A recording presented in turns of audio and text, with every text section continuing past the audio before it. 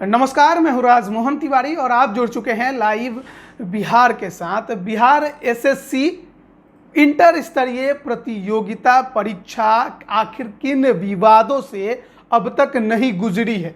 2014 की ये बहाली है, आज 2021 आ चुका है, अब जाकर ये अपने आखिरी पड़ाव तक पहुंची है, लेकिन यहाँ तक का उसका सफ़र काफ़ी विवादित रहा।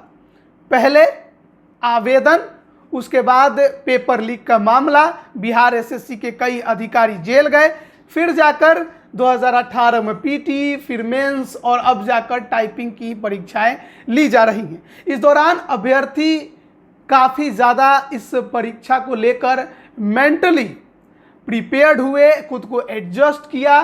कई बार धांधली की खबरों की वजह से अभ्यर्थी सड़कों पर उतरे, कार्रवाइयाँ भी हुई।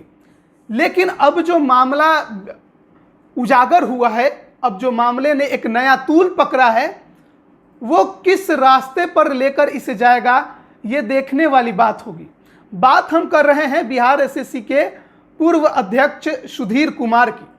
बिहार एसएससी के पूर्व अध्यक्ष और वरिष्ठ आईएएस अधिकारी सुधीर कुमार शनिवार को गर्दनीबाग SC/ST थाने पहुंचे और वहां पर 50 पन्नों का आवेदन दिया और उन आवेदन में जो FIR करने की मांग उन्होंने रखी थी, जिनको आरोपी बनाया, उनमें बिहार के मुख्यमंत्री नीतीश कुमार और इसके अलावा पटना के तत्कालीन SSP मनु महाराज तक के नाम शामिल हैं। कई और अधिकारियों के साथ साथ कई बड़े नेताओं के भी नाम होने की बात कही जा रही है।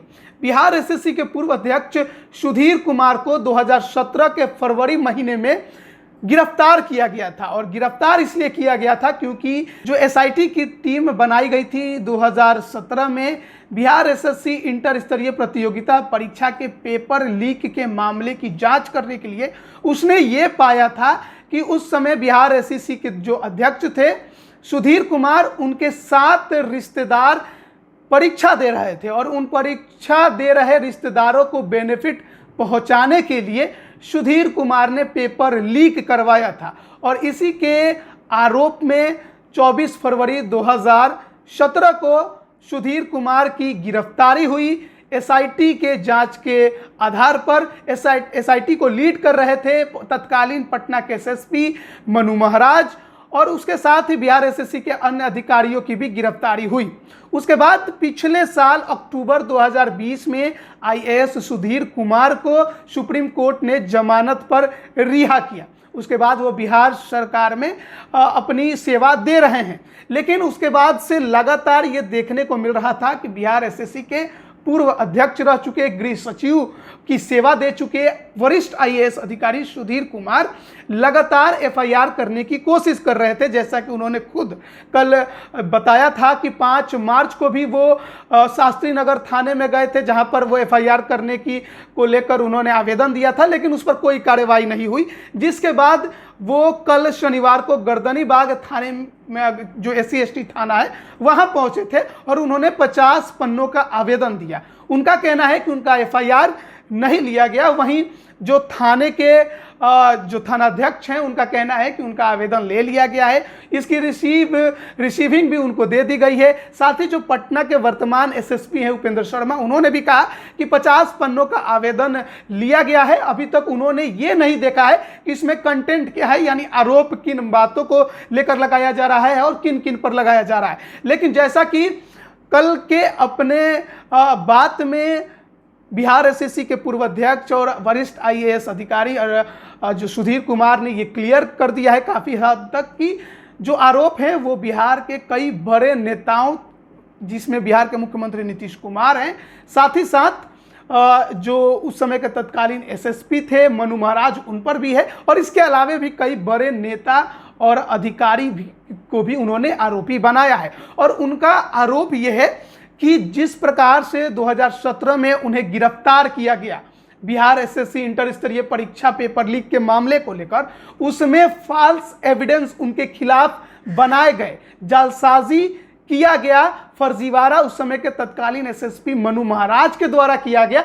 हालांकि डायरेक्टली तौर पे उन्होंने ये बातें नहीं की है, लेकिन जो सूत्रों से हमें खबर मिल रही है वो हम आपको बता रहे हैं कि ये पूरा मामला बिहार एसएससी से ही जुड़ा हुआ है और इसी के खिलाफ में जो उनकी गिरफ्तारी हुई, जो उन पर चार्जेस लगाए गए, अब उसी के खिलाफ में आईएएस सुधीर कुमार एफआईआर करने के लिए आवेदन उन्होंने दिया है। अब जैसा कि पटना एसएसपी का कहना है, आवेदन ले लिया गया है, रिसीविंग भी इसकी वरिष्ठ आईएएस अधिकारी को दे दी गई है और इस पर कंटेंट पूरा देखने के बाद कार्रवाई आगे बढ़ाई जाएगी। लेकिन एक बार फिर अब बिहार एसएससी का ये मामला काफ़ी ज़्यादा तूल पकड़ता नजर आ रहा है। जैसा कि आईएएस अधिकारी सुधीर कुमार ये कह रहे हैं कि उनको जानबूझकर इस मामले में फंसाया गया है, उनके खिलाफ फॉल्स एविडेंस प्रोड्यूस किए गए हैं और उसलिए ताकि किसी और को बचाया जा सके।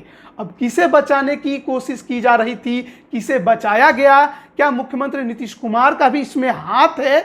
बिहार में अक्सर इस तरह की चर्चाएं आम है जब भी कोई प्रतियोगिता परीक्षा होती है, चाहे दरोगा बहाली का मामला हो या फिर कोई और सरकारी प्रतियोगिता परीक्षा हो, हमेशा धांधली की आवाज अभ्यर्थियों द्वारा लगातार उठाई जाती है और इसके खिलाफ वो सड़क पर उतरते हैं। कुछ खास उसका असर नहीं होता है, इन मामलों को लेकर प्रशासन चुप्पी ही साधे रहता है। लेकिन बिहार एसएससी का ये मामला अब एक बार फिर गरमाया है और सच्चाई क्या है ये तो जांच होने के बाद ही पता चल पाएगा, क्योंकि जो जांच की रिपोर्ट दी गई, जिस आधार पर सुधीर कुमार को गिरफ्तार किया गया, अब उसी के खिलाफ वो एक बार फिर पहुंचे हैं थाने में और देखना होगा कि आगे किस प्रकार से कार्रवाई होती है और सीएम नीतीश कुमार इस पर कब सफाई देते हैं। आप बने रहिए लाइव बिहार के साथ, तमाम अपडेट हम आप तक लगातार पहुंचा रहे थे, आगे भी पहुंचाते रहेंगे। सूत्रों से जो भी हमारी जानकारी मिल रही थी वो हम आप तक पहुंचा रहे थे,